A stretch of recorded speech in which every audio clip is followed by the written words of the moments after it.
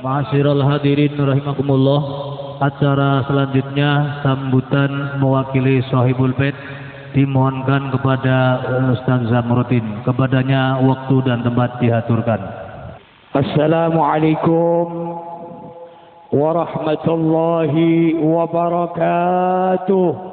Bismillahirrahmanirrahim. Alhamdulillah alladzi bi ni'matihi tatimmus shalihat wa bi dzikri habibihi wa anbiyaihi wa awliyaihi wa sulahaihi tatanazzalun nafahat wal barakat. Wassalatu wassalam ala sayyidis sadat sayyidina wa habibina wa syafi'ina wa qudwatina wa qurrati a'yunina wa maulana Muhammad sayyidina wa habibina wa maulana Muhammad dhawil ulumi wal mu'jizat wa ala alihi wa ashabihi wa ansarihi wa junudihi al-anjumin najirat. Amma ba'd. Habaibana al-kiram wa ulama'ana al-idham wa bil khusus li fadilatil ustad al-karim ibnul karim al-habib Alawi bin Abbas bin Alawi al-Maliki al-Hasani atalallahu umrahu wa mata'ana Allah wa iyyakum jami'an bituli hayatih, amin ya rabbal. Para habaib yang lain yang tidak bisa kami sebut satu persatu, para alim ulama juga yang tidak bisa kami sebut satu persatu, namun tidak mengurangi nasi ta'zim saya dan hormat saya kepada para alim ulama yang hadir. Alhamdulillah wa syukurillah, malam hari ini kita dikumpulkan oleh Allah Subhanahu wa taala. Allah mengumpulkan kita di majelisnya Rasulullah sallallahu alaihi wasallam. Kita tidak nututi zaman Rasulullah. Kita tidak nututi zamannya Sayyidina Abu Bakar Siddiq. Kita tidak nututi zamannya Sayyidina Hasan, Sayyidina Husain, Sayyidina Ali karramallahu wajhah.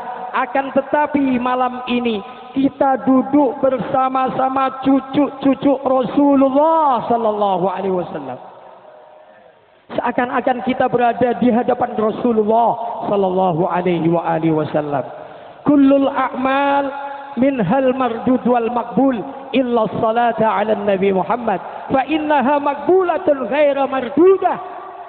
Setiap amal manusia ada yang ditolak oleh Allah, ada yang diterima oleh Allah Subhanahu wa taala. Akan tetapi ada amalan yang tidak pernah mendapatkan penolakan dari Allah, tidak pernah ditolak oleh Allah, yaitu membaca salawat kepada baginda Nabi besar Muhammad sallallahu alaihi wasallam. Berbahagialah kita pada malam hari ini bisa bersama-sama cucu-cucu Rasulullah sallallahu alaihi wasallam kita membaca salawat kepada baginda Nabi besar Muhammad sallallahu alaihi wasallam. Yang kita harapkan besok syafaatul uzma fi yaumil qiyamah. Syafaatul uzma dari baginda Nabi besar Muhammad sallallahu alaihi wasallam di hari kiamat. Amin Allahumma amin.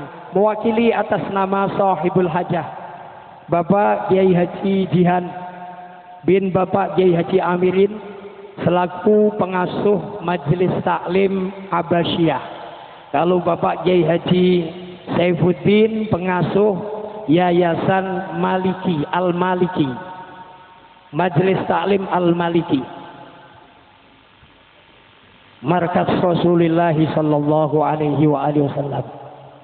Nah, beliau sebagai pengasuh Bapak Kiai Haji Husnul Hamdi. Mereka berdua mutaharrid dari Makkahil Mukarramah. Kita doakan semoga beliau diberikan kekuatan zahiran wa batinan. Amin Allahumma amin.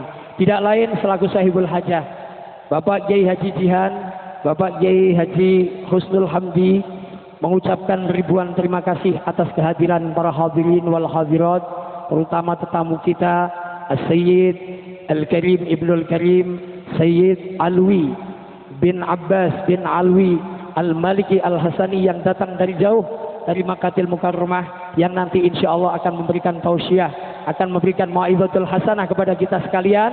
Kita dengarkan, jangan sampai pulang sebelum ditutup dengan doa. Dimohon tidak pulang sebelum ditutup dengan doa oleh Al-Habib Alawi bin Abbas bin Alawi Al-Maliki. Barangkali di sana sini terdapat kekurangan, baik tempat papan panggenan opo kemawon datang panjenengan sedaya. Sahibul hajah mohon maaf yang sebesar-besarnya. Wa akhiran wal afu minkum. Wassalamualaikum warahmatullahi wabarakatuh. Acara berikutnya peresmian Majelis Ta'lim Abbasiyah. Dalam hal ini dimohonkan kepada Fadilatul Habib Alawi bin Abbas bin Alawi Al-Malik Al-Hasani yang akan diterjemahkan oleh Kiai Haji Ghazali. Kepada beliau waktu dan tempat diaturkan.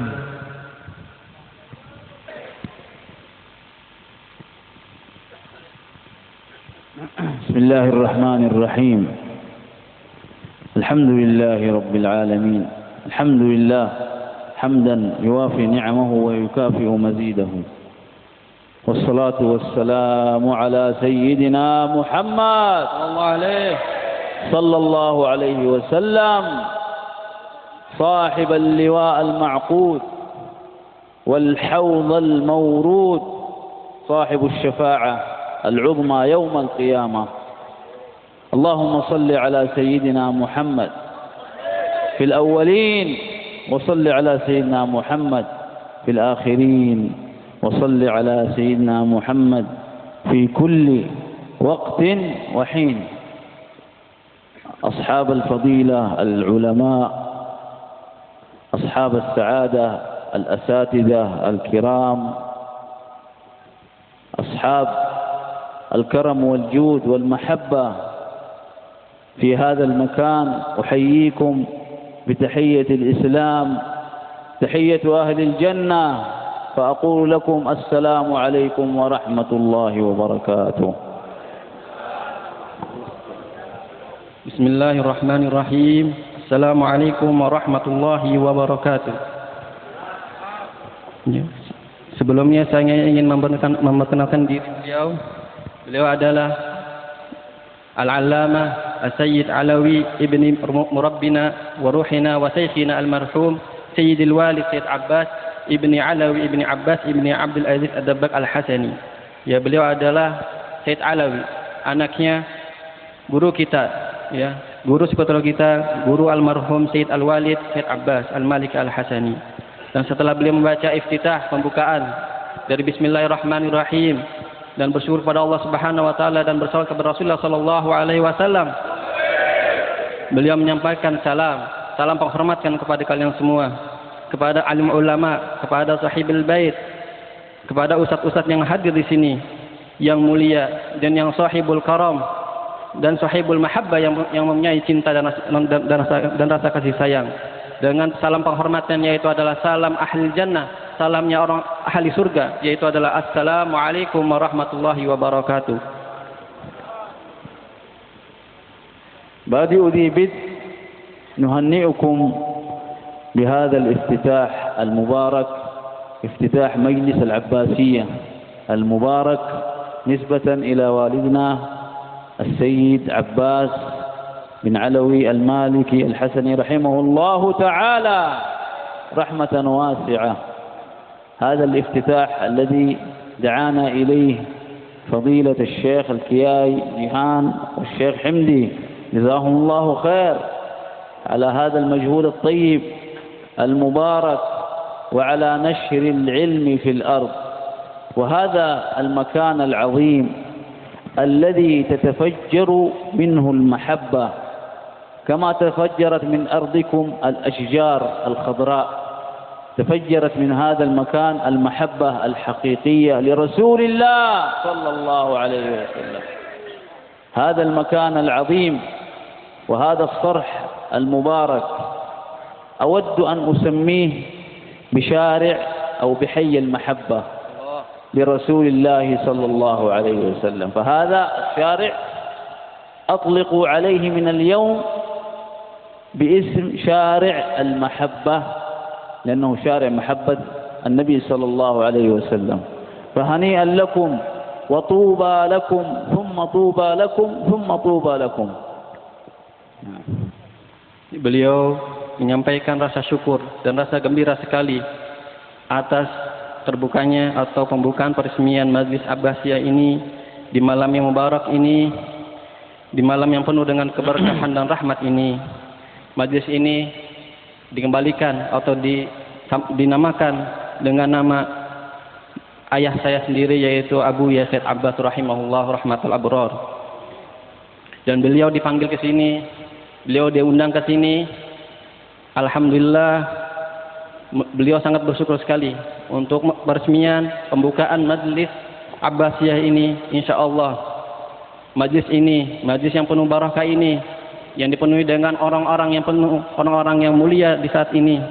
Beliau mendoakan semoga dari majlis ini tatafajjaru ahlul mahabbah, yaitu terpencarlah, terkeluarlah orang-orang yang penuh dengan cinta kepada Rasulullah sallallahu alaihi wasallam.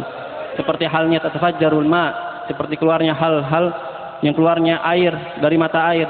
Begitu juga beliau memisalkan kepada yang hadirin di sini semua, kepada orang-orang yang belajar di Majlis Abbasiyah ini, seperti halnya air yang keluar memberikan rahmat, yang memberikan keberkahan bagi ummah.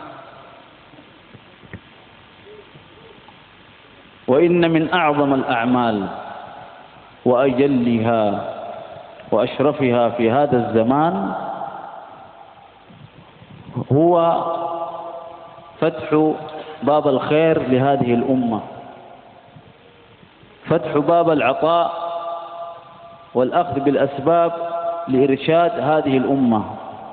فهذا المجلس المبارك جمع بين شرفي الذكر والعلم، بين الحقيقة والشريعة، لا ينفكان أبدا، فكلاهما مكملان لبعضهما البعض. فالله سبحانه وتعالى امتدح أهل العلم في القرآن لأن العلم سبيل السعادة والفلاح والرشاد، وهو المنقذ إلى دار الآخرة. والنبي صلى الله عليه وسلم يقول: صلوا على رسول الله، العلماء ورثة الأنبياء. وطالب العلم في طلبه للعلم يسهل له ويمهد له طريقه إلى الجنة. فهنيئا لكم يا طلاب العلم على هذه المنة وعلى هذه المنقبة. Beliau menyampaikan a'zamul a'mal wa asyrafiha. Jadi amal-amal yang paling mulia dan yang paling agung adalah di zaman ini adalah penyampaian atau memberikan mau'izah atau pemberian kebaikan kepada orang-orang lain. Sepertinya mengajarkan kebaikan dengan pengambilan sebab-sebab ini, yaitu mengajarkan kebaikan-kebaikan. Di sanalah kita lihat dari kebaikan-kebaikan Rasulullah sallallahu alaihi wasallam.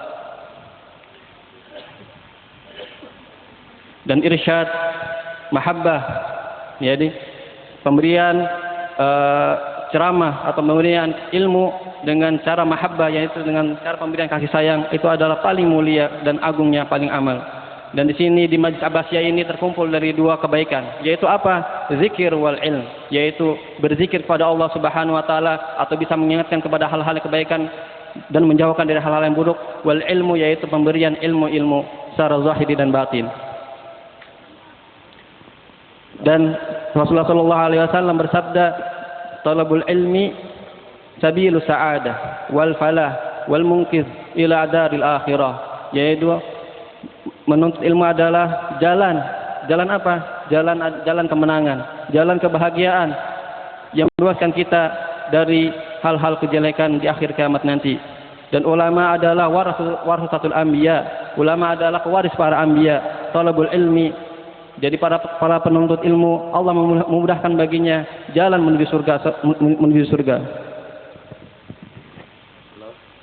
والله سبحانه وتعالى كما أخبرناكم امتدح أهل العلم في كتابه العزيز فقال: إنما يخشى الله من عباده العلماء يرفع الله الذين آمنوا منكم والذين أوتوا العلم درجات. ثم يقول قل هل يستوي الذين يعلمون والذين لا يعلمون. وطلب العلم فريضة على كل مسلم. فالعلم، مجلس العلم ومجلس الذكر شيئان لا ينفكان عن بعضهما البعض. طلب الحقيقة والشريعة. بعض أهل هذا الزمان يطلبون الذكر وينسون العلم، وبعضهم يهتم بالعلم ويترك الذكر. هذا غلط كبير. فيجب على طالب العلم أن يجمع بين الأمرين، يشتغل بالعلم في نهاره ويشتغل بالذكر في ليله، ويذكر الله دائما وأبدا. فمجالس الذكر لها فضل عظيم كما تعرفون. الله سبحانه وتعالى الملائكة تحب مجالس الذكر. إن لله ملائكة يطوفون في الأرض يلتمسون مجالس أو يلتمسون مجالس أهل الذكر، فإذا وجدوا مجلسا تنادوا أن هلموا إلى حاجتكم، فيلتحفون بنا ويحفون بأجنحتهم إلى السماء الدنيا. فهذا كرم من الله سبحانه وتعالى أن تحفنا الملائكة وتجمعنا وتنزل فينا الرحمات. ما اجتمع قوم في بيت من بيوت الله أو ما اجتمع قوم يذكرون الله إلا وحفتهم الملائكة وغشيتهم الرحمة وذكرهم الله في من عنده. فالله يذكرنا في من عنده. فإذا ذكرني في نفسي ذكرته في نفسي، وإذا ذكرني في ملأ ذكرته في ملأ خير منهم. فالله سبحانه وتعالى يذكرك، وهذا شرف كبير أن يذكرك الله سبحانه وتعالى في الملأ الأعلى عند الملائكة عند الأنبياء، وهذا فضل كبير وشرف عظيم. الله سبحانه وتعالى خصكم به، الله سبحانه وتعالى جلبكم إليه، فالفضل من الله وإليه. نعم. Madha alil ilmi, jadi para ulama memuji kepada orang-orang talabul ilmi yang menuntut ilmu syariah. Innama yakhsha Allah min ibadil ulama. Jadi orang-orang yang takut kepada Allah Subhanahu wa taala adalah orang-orang ulama, yaitu orang-orang yang mengerti ajaran Islam dengan benar. Talabul ilmi fariidatun kulli muslimin. Jadi menuntut ilmu adalah kewajiban bagi setiap muslim. Nah, di sini talabul ilmi adalah talabul haqiqiyah dan talabul syariah, yaitu menuntut ilmu secara hakiki dan menuntut ilmu syariah. Yang disayangkan bagi beliau pada zaman ini, para talabul ilmi menjauhi dari majlis-majlis zikir, menjauhi dari talabul ilmi syariah, menuntut ilmu dunia, menjauhkan dirinya dari ilmu syariah. Dan Allah Subhanahu wa taala memuji bagi orang yang talabul ilmi, yang mencari ilmu syariah. Di sini dijelaskan, yatufuna al-malaika yatufuna fil ardi yaltamisun ahla dzikri tanadaw.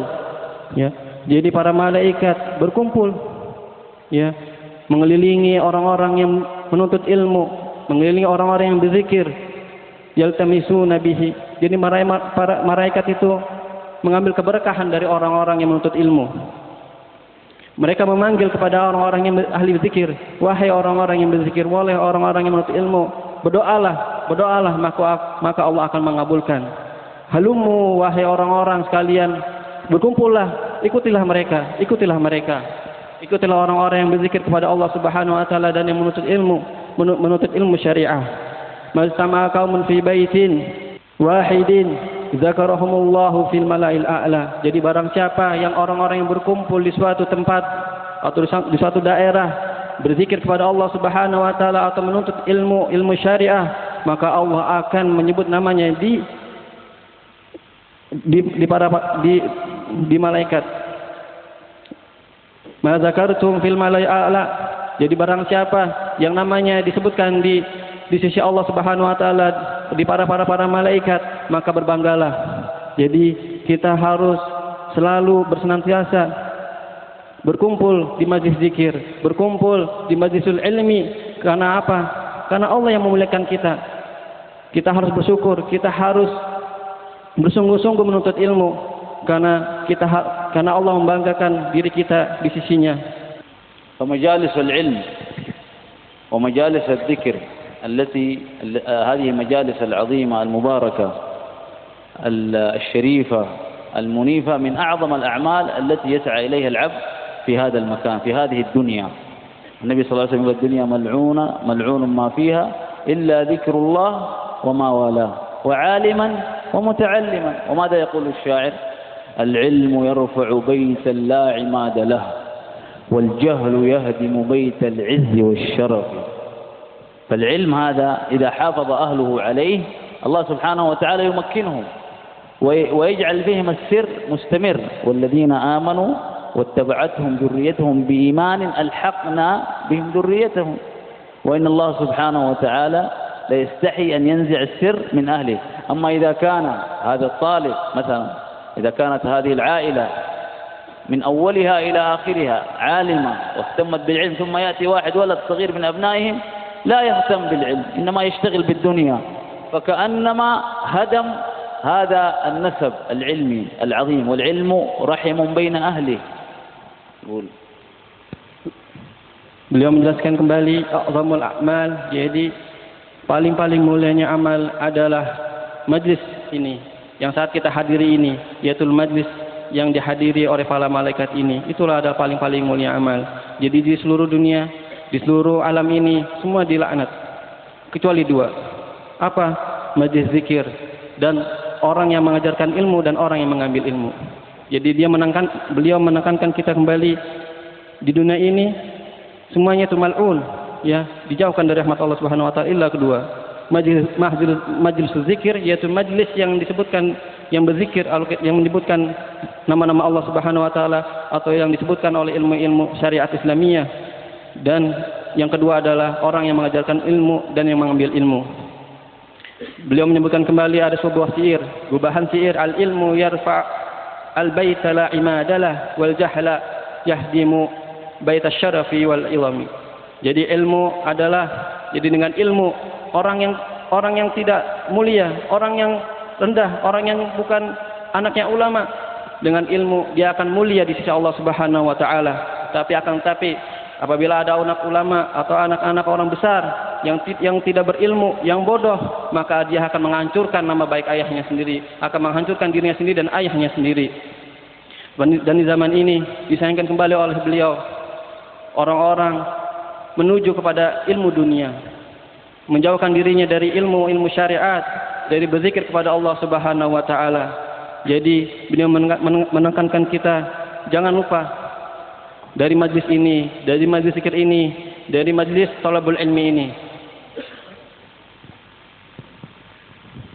فما دام هناك يا جيهان يا حمدي ما شاء الله فتحوا هذا المجلس مجلس العباسية المبارك جزاهم الله خير أن جعلوا في هذا الشارع مكان لطلب العلم. افرحوا، هذا فرح كبير، بشارة عظيمة أن يكون في هذا المكان وهذا الحي أن يكون فيه بيت لحفظ العلم، حفظ علم الحقيقة والشريعة. هنيئا لهم هنيئا لكم وجزاهم الله خير. فجيبوا أولادكم إلى هذا المكان واجعلوهم يتعلمون ويأخذون ويتلقون من هؤلاء الرجال حتى يكونوا علماء ربانيين إن شاء الله. آمين. واختاروا في هذا الدرس وهو كتاب الأربعين النووية، وهو كتاب عظيم اشتمل على قواعد الإسلام، على مسائل مهمة في قواعد الإسلام وفي أصول الدين وفي فروعه. فقط 40 حديثا. من حفظ حديث عن النبي صلى الله عليه وسلم، من حفظ من أمتي 40 حديثا بعثه الله عالما مع العلماء والفقهاء يوم القيامة، وكما جاء النبي صلى الله عليه وسلم، أو كنت له شافعا وشهيدا، أو كما جاء النبي صلى الله عليه وسلم. إن كان الحديث هذا فيه متكلم فيه لكن يعمل فيه في فضائل الأعمال، يعمل به في فضائل الأعمال. فاختار الشيخ الكياي جيهان وحمدي هذا الكتاب العظيم. ليه؟ لأنه فيه 40 خلاصة أصول الدين. ومن جمعه شيخ الشافعية يحيى بن شرف النووي الذي ولد قبل 7 قرون، الإمام العظيم صاحب التصانيف الكثيرة صاحب الفقه، صاحب الحديث، صاحب اللغة، صاحب التراجم، له كتاب الروضة ومنهاج الطالبين ورياض الصالحين والأربعين النووية، وخدم المذهب الشافعي خدمة عظيمة، نقحه وهذبه ورتبه ونظمه حتى لقب بشيخ الشافعية، حتى لقب بشيخ الشافعية هذا الإمام العظيم. فجمع مجموعة من الأحاديث المباركة العظيمة التي تختص بأصول الدين وقواعد الإسلام، يعني كل حديث يمكن أن يكون قاعدة من قواعد الإسلام. فبدأ كتابه بحديث إنما الأعمال بالنيات وإنما لكل امرئ ما نوى، وتعرفون اشتراط النية في العبادة، لا بد في العبادة من نية، وما يخلو عمل من نية. يقول أحد الصالحين أو أحد العلماء أن هذا الحديث ثلث الإسلام، ثلث الإسلام، ويدخل في 70 باب من أبواب الفقه، في باب المعاملات، باب العبادات، جميع الأبواب الفقهية في جميع الأحكام. نعم. Beliau menyampaikan kembali, madama Kiai Jihan dan Kiai Hamdi, ya selagi Kiai kita adalah Kiai Hamdi, Kiai Jihan dan Kiai Hamdi yang telah membuka kita, yang membuka untuk kita majlis ilmu di tempat ini, di jalan yang penuh mubarakah ini, yang membuka majlis yang dipenuhi dengan ilmu syariah dan ilmu hakikiyah dan majlis zikir.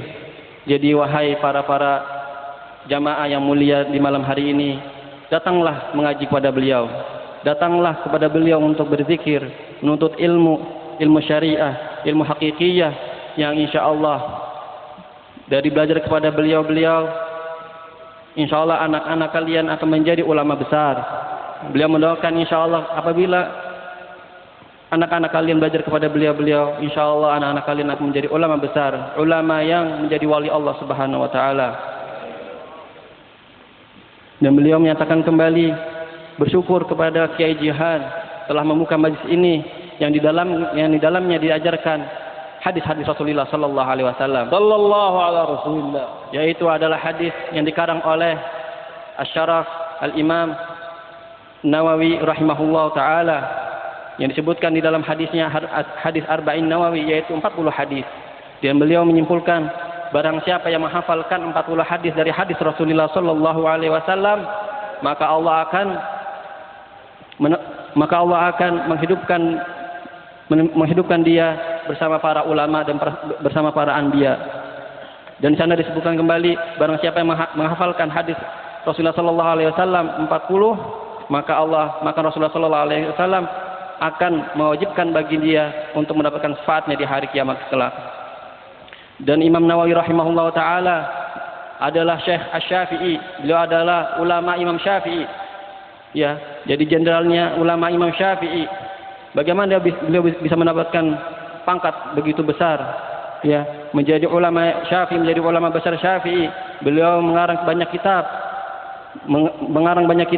salah satunya adalah kitab Raudhah wa Minhajut Talibin, dan yang sekarang yang diajarkan oleh Kiai Haji Jihan yaitu adalah Arba'in Nawawi. Di sana dijelaskan hadis-hadis Rasulullah sallallahu alaihi wasallam yang mengajarkan kita kepada kebaikan. Di sana beliau Imam Nawawi memilih hadis-hadis 40 ini dari hadis-hadis yang begitu banyak, memilihkan untuk kita pelajari menjadi 40 hadis. Jadi begitu kita harus bersyukur kepada Kiai Haji Jihan dan kepada Imam Nawawi yang telah mengajarkan kita untuk belajar ilmu agama. Dan hadis di sini disebutkan oleh beliau sulusul Islam. Jadi barang siapa yang mempelajari ilmu hadis adalah sepertiganya Islam. Dan dari sepertiganya Islam ini dikeluarkan 70 pintu-pintu ilmu fikih. تدرس علم الفقه لأنك كيف تعبد الله عز وجل، كيف تصلي، كيف تتوضأ، كيف تصوم، كيف تزكي. فالعلم هذا ينور فكرك وينور عقلك وينور بصيرتك. فندعو الله سبحانه وتعالى لهذا المجلس، مجلس العباسية، بالتوفيق والسداد، وأن تحافظوا على آداب الطلب يا طلاب العلم، تنون عن علم الله سبحانه وتعالى، وتأتون في زي مبارك جميل مثل خروجكم لأصحابكم ولأحبابكم. لأن الإمام مالك حينما كان يعني يحدث كان يلبس أحسن الثياب ويتطيب، وأول شيء يغتسل أول شيء، بعدين يتطيب ويلبس أحسن الثياب، ثم يخرج ويحدث. فتلتزم يا طالب العلم بآداب الطلب. أول شيء إنما الأعمال بالنيات، تحسن النية وتخلصها لله سبحانه وتعالى. فما مقصودك من هذا الطلب إلا وجه الله والتعلق بالحبيب المصطفى صلى الله عليه وسلم. لأن الحبيب ماذا كان يقول للصحابة؟ صلوا كما رأيتموني أصلي. وماذا يقول لهم في الحج؟ خذوا عني مناسككم، خذوا عني مناسككم. فهذا العلم يقربك إلى الله وإلى رسوله صلى الله عليه وسلم. وهذا هو المقصد الأسنى والأعظم من هذا الطلب، هو وجه الله سبحانه وتعالى ورضاء النبي صلى الله عليه وسلم. من يطع الرسول فقد أطاع الله، من يطع الرسول فقد أطاع الله. نعم. Beliau menjelaskan kembali kepada kita untuk belajar ilmu fikih. Kenapa kita diperlukan untuk belajar fikih? Karena dengan fikih kita mengetahui halal dan haram, kita mengetahui ilmu-ilmu beribadah, kita mengetahui ilmu-ilmu yang mengajarkan kita kepada hal-hal zahiriyah, untuk mengajarkan kita pada ilmu-ilmu keseharian kita. Dan beliau bersyukur kepada kejihan. Di sini diajarkan ilmu fikih biqadril aqli wal basirah. Beliau mengajarkan untuk kita mengenal ilmu fikih dengan akal dan dengan basirah, dengan hati yang jernih. Kita doakan bersama-sama supaya majlis ini, majlis yang mulia ini dipenuhi dengan keberkahan, diberikan petunjuk oleh Allah Subhanahu wa taala, selalu diberi pertolongan sampai akhir kiamat kelak. Wahai talabul ilmi, wahai para penuntut ilmu, wahai para santri-santri, beradablah, berakhlaklah mulia, belajarlah ilmu agama dengan akhlak, dengan adab. Datanglah kepada guru-guru kalian, kepada syekh-syekh kalian, kepada kiai-kiai kalian. Dengan apa? Dengan adab. Jadi Rasulullah SAW mengajarkan kita untuk beradab. Beliau menjelaskan Al-Kisah Imam Malik, mengajarkan kita adab dari keseharian Imam Malik. Jadi Imam Malik rahimahullah bila ingin mengajar ilmu, maka beliau sebelum mengajarkan ilmu, beliau mandi dulu, beliau berwudu, beliau bersuci, beliau memakai minyak wangi yang harum. Kenapa? Karena untuk beradab, berakhlak kepada apa? Kepada Allah dan kepada Rasulullah sallallahu alaihi wasallam.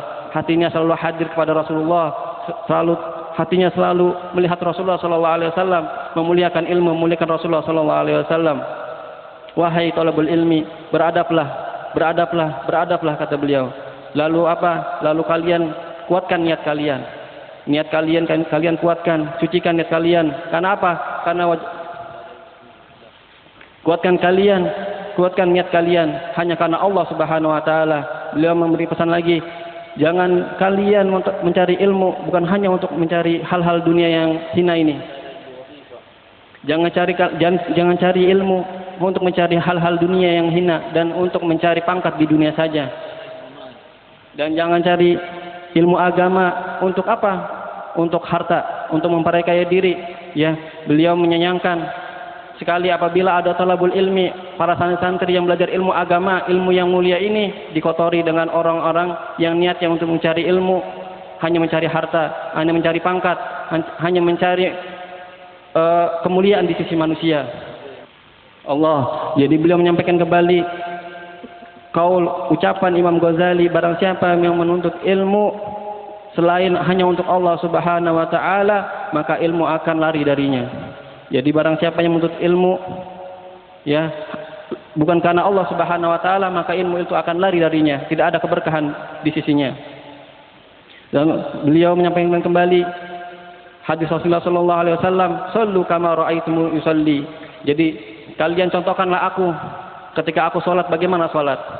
Khudhu anni manasikakum. Ambillah ilmu-ilmu dariku tentang ilmu beribadah. Ya. Apa maksud hadis ini yang beliau jelaskan? Hadis ini menekankan kita untuk beradab, mengambil contoh-contoh kepada guru kita. Bila guru kita melakukan sesuatu ibadah, melakukan suatu perbuatan, kita contoh insya Allah dengan kita mencontohi guru-guru kita, kita mencontohi dengan seperti contohnya Rasulullah Sallallahu Alaihi Wasallam. Dengan kita tuliskan niat kita kepada Allah Subhanahu Wa Taala, hanya mencari Allah Subhanahu Wa Taala, mencari ridhonya Allah Subhanahu Wa Taala, itu akan mendekatkan kita kepada Allah Subhanahu Wa Taala. ولماذا كان العلماء أشد خشية لله؟ لماذا؟ لأنهم أكثر الناس معرفة بالله، معرفة بقدرته وعظمته وسلطانه سبحانه وتعالى، فيتقربون إلى الله أكثر من غيرهم. ونسأل الله سبحانه وتعالى أن يبارك في الشيخ جيهان والشيخ حمدي، ويبارك في الحضور، ويبارك في هذا المكان إن شاء الله جميعا، ويحقق الآمال وفوق الآمال بجاه مولى بلال صلى الله عليه وسلم، ويعطي كل سالم منا سؤال. اللهم افتح علينا فتوح العارفين، اللهم فقهنا في الدين، اللهم فقهنا في الدين، اللهم بارك في المسلمين، اللهم بارك في أمة سيدنا محمد، اللهم بارك في أمة سيدنا محمد، اللهم اجمع كلمتها يا رب، اللهم ارزقنا شفاعة سيدنا محمد، اللهم اجعلنا بجوار سيدنا محمد صلى الله عليه وسلم في الجنة على سرر متقابلين يا رب العالمين. اللهم بارك في هذا المجلس وفي مجلس العباسية وفي جميع المجالس العلمية الموجودة في أندونيسيا وفي خارج أندونيسيا، وإن شاء الله يبلغكم الحج والعمرة وزيارة رسول الله صلى الله عليه وسلم بسر أسرار الفاتحة. Beliau menyampaikan kita kembali bagaimana para ulama begitu khusyuk dalam beribadah, begitu khusyuk dalam kesehariannya. Kenapa? Karena selalu hadir di hatinya, selalu hadir dalam pikirannya.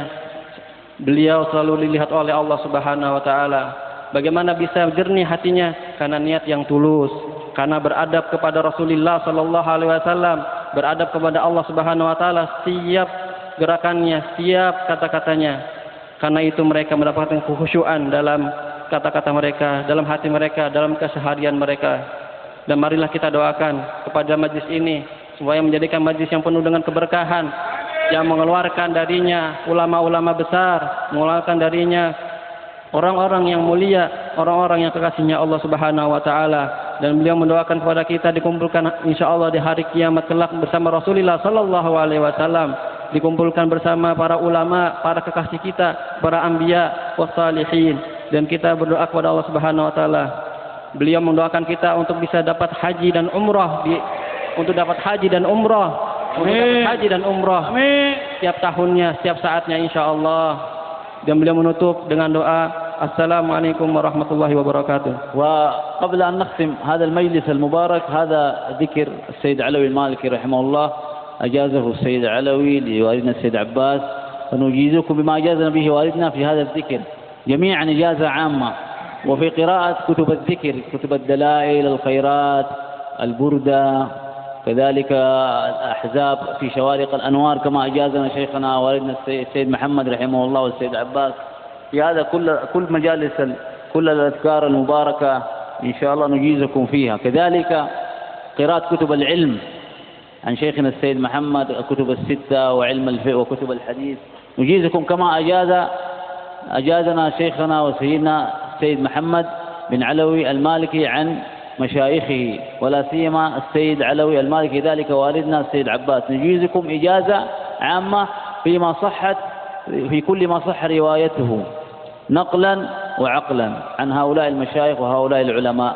وهذا الذكر المبارك إن شاء الله تقرؤونه ولو واحدة مرة في اليوم، ولو واحدة مرة في اليوم بعد صلاة الصبح، ففيه خير وفيه مدد من الله سبحانه وتعالى، لأنه كل قرآن كله يعني مستمد من كتاب الله المبارك العظيم. فهذه إجازة لكم، إجازة عامة. قل قبلنا الإجازة. Qabilna ijazah. Saya terima ijazahnya.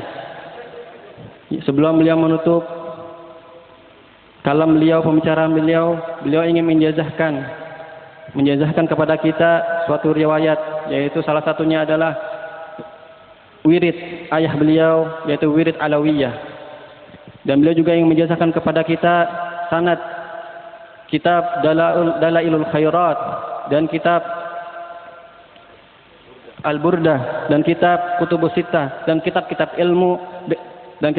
ilmu dengan menyampaikan kepada kita dengan sahih secara akal dan secara penyampaiannya dengan sahih. Dengan itu saya ijazahkan semua ijazah saya yang barusan saya ijazahkan dari guru saya, dari orang tua saya Abu Said Muhammad, dan begitu juga dari kakek saya Said Alawi, dan tidak lupa juga orang tua saya, guru saya, ayahanda saya yaitu Abu Said Abbas rahimahullah. Saya ijazahkan yang riwayat-riwayat itu dengan seperti yang dijelaskan oleh guru-guru saya. Saya terima ijazahnya. Rabbi faj'al mujtama'ana Rabbi faj'al mujtama'ana ghayatu husnul khitami ghayatu husnul khitami Rabbi faj'al mujtama'ana Rabbi faj'al mujtama'ana ghayatu husnul khitami ghayatu husnul khitami واتنا ما قد سألنا من عطاياك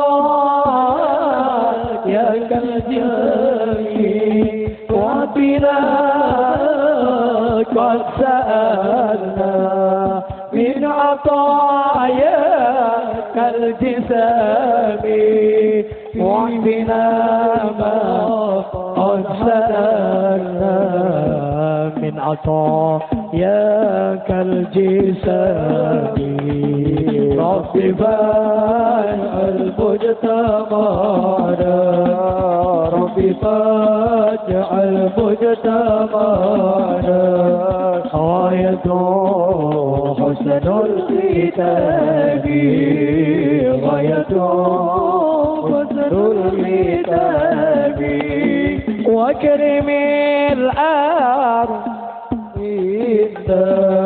أمك خير الأنام وكرم الأرواح منا إليك خير الأنام وابلغ المختار عنا صلاة وسلام رب فاجعل مجتمعنا رب فاجعل مجتمعنا غاية حسن الختام غاية حسن الختام أشرق البدر علينا واختفى بدر التمام أشرق البدر علينا واختفى بدر التمام مثل حسن ما رأينا من رضاين وشابه رب فاجعل مجتمعنا رب فاجعل مجتمعنا غاية حسن الختام غاية حسن الختام اللهم صل وسلم وبارك عليه. كذلك في يعني اقتراح بسيط لأهل هذا الحي المبارك، كما جعلوا مجلس للرجال كذلك نريد مجلس للنساء. أحد من النسوة الفقيهات العالمات الله سبحانه وتعالى مكنهن من العلم أن يفتحن مجلس للبنات كذلك الفتيات حتى يتلقين العلم كما قلنا الصحابيات رضوان الله عليهن يأخذن عن النبي صلى الله عليه وسلم. فيجب أن يكون كذلك العلم ليس فقط على الرجال، كذلك للنساء أن يعتنوا بهذا الموضوع ويتشاورون أهل هذا الحي ماذا تصنعون في مسألة فتح مجلس للنساء حتى ينتشر العلم في الرجال وفي النساء. العلم ليس محصور على الرجال فقط، كذلك يجب أن يكون هناك فقيهات عالمات محدثات وهكذا. Beliau menyampaikan sebelumnya mohon maaf kepada keluarga besar rumah ini dan keluarga besar yang berada yang tinggal di jalan ini. Beliau ingin memberikan masukan kepada keluarga besar ini dan keluarga semua keluarga di sini. Alhamdulillah majlis zikir ini dibuka untuk laki-laki katanya, untuk para pria, untuk para pemuda. Begitu juga tolong dibuka untuk para kaum-kaum wanita. Jadi jangan lupakan kaum wanita juga, sebab Rasulullah SAW juga mengajarkan untuk mengajarkan ilmu kepada laki-laki dan kepada perempuan. Jadi mohon kepada keluarga besar di sini dan kepada masyarakat sini, kepada orang-orang penting di sini untuk bermusyawarah mengenai hal ini, karena ini sangat penting sekali. Jadi bukan hanya para pria saja yang jadi alim, tapi para wanita pun juga harus menjadi alimah, menjadi ahli hadis, menjadi ahli fikih, menjadi ahli tasawuf. Begitu juga semuanya. Jadi mengeluarkan generasi berikutnya, generasi pemuda dan generasi para wanita-wanita yang menjadi ulama al-amili. Muhammad wa ala nabi.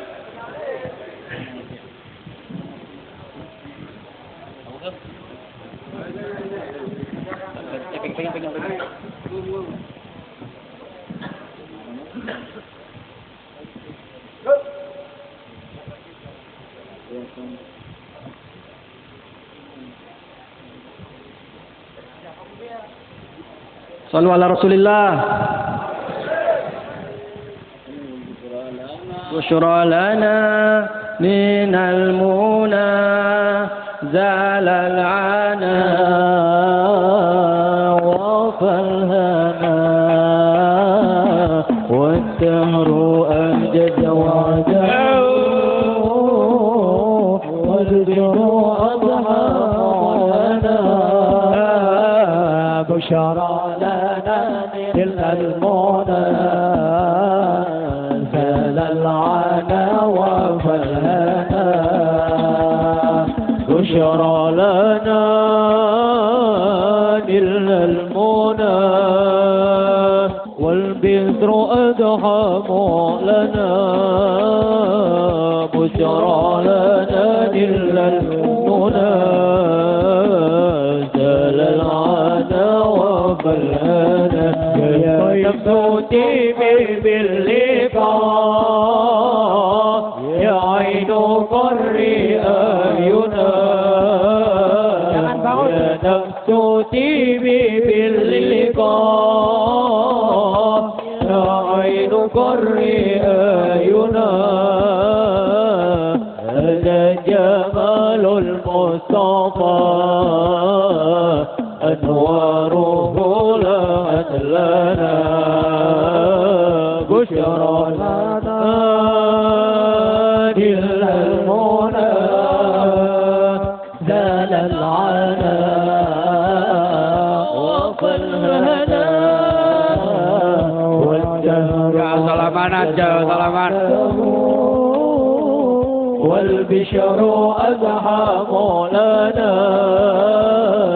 بشرى لنا إلا المنى دال العنا وفلنا يا طيبة ماذا نقول وفيك قد حل الرسول يا طيبة ماذا نقول وفيك قد حل الرسول وكلنا نرجو الوصول بمحمد نبينا بشرى لنا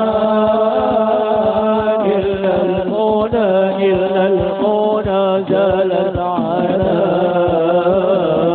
وفلهنا والدهر أنجز وعده والبشر أضحم لنا بشرى لنا إلا المنى الأنام